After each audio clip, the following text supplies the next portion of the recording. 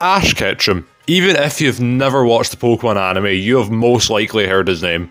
The influence of this character is insane and is undoubtedly one of the most well-known fictional characters of all time.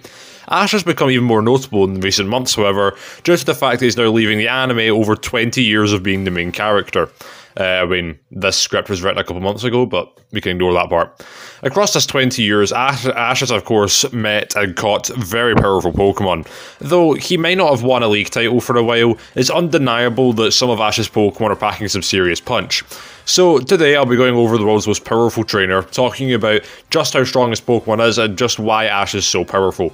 We're going to go into a bit of a disclaimer here in the fact that I will not be covering the abilities of the Pokemon, because Pokemon individually all have a ton of abilities, and Ash has a ton of Pokemon, so if you want to see like any of my other Pokemon videos, you would know that each Pokemon individually would have tons of abilities. So to stop this video from being 7 years long, I'll just stick to inverse scaling and a bit of cross-verse scaling when it comes to pure stats. So enough waffle, and let's get on with the power of Ash Ketchum.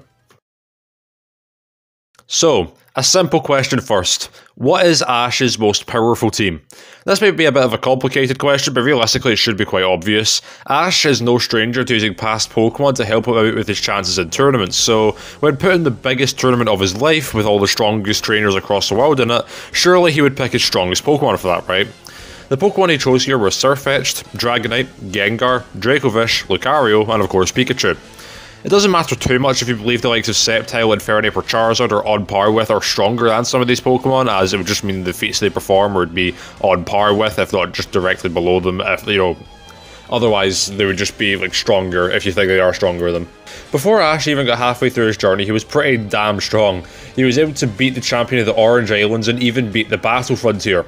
This is big because the Battle Frontier often uses legendaries, the strongest types of Pokemon, and Ash has even defeated a few of them, with Charizard and Pikachu being the ones to do it at the time, taking down both Articuno and Regice. Keep in mind that Pikachu gets much stronger after this as well. Ash's Pokemon also fought Regirock and Registeel, but did lose to them. Despite this, Ash would still scale higher than them now due to reasons I'll get on later on. These are far from the only legendaries that Ash has fought, however. For example, in X and Y, Noivern fought Zapdos, and Journeys and Infernape fought Moltres, and other Pokemon have been able to defeat the likes of Silvally and Tapu Koko in Sun and Moon. Beating both of these legendaries is actually pretty insane, as Tapu Koko could fight Ultra Beasts, and Silvally was actively made to kill Ultra Beasts. This is even more consistent when you consider the fact that Ash has outright used Pokemon such as Melmetal and Naganado.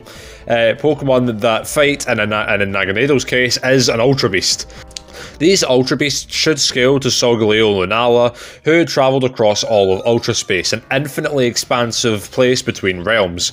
Being able to travel across an infinite distance in a finite amount of time completely breaks the way we calculate speed, which would give Ash's Pokemon infinite levels of speed. Some Ultra Beasts even have made the likes of Zygarde worried enough to come back to Kalos, or come back to Alola from Kalos in order to protect it.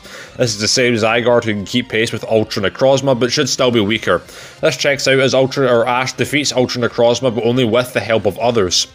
Even base Necrozma could absorb all light out of Ultra Space, which, as we said earlier, was infinite in size, which would give him Universal Plus levels of AP.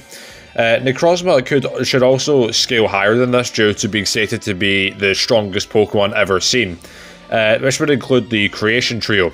This form of scaling would actually be consistent, as halfway through Ash's journey, Ash's Sceptile could defeat Tobias's Darkrai, and Pikachu could tie with Latios as well. Now I know that some will say that Darkrai wasn't at full power due to having fought 3 of Ash's Pokemon before Sceptile, however this is very easily debunkable due to the move Dream Eater, which heals Darkrai a fair bit and was used multiple times. With Darkrai being consistently being shown on par with the likes of Dialga and Palkia, Pokemon who could rip apart space-time, end the Pokemon multiverse, and could fight Giratina. Giratina was stated to literally be the Distortion World, a realm beyond the very concepts of time and space. With this, you can scale Ash's Pokemon to multiversal to outright outerversal, which is absolutely mental. Ash scaling to this is even more backed up after the Champion Tournament.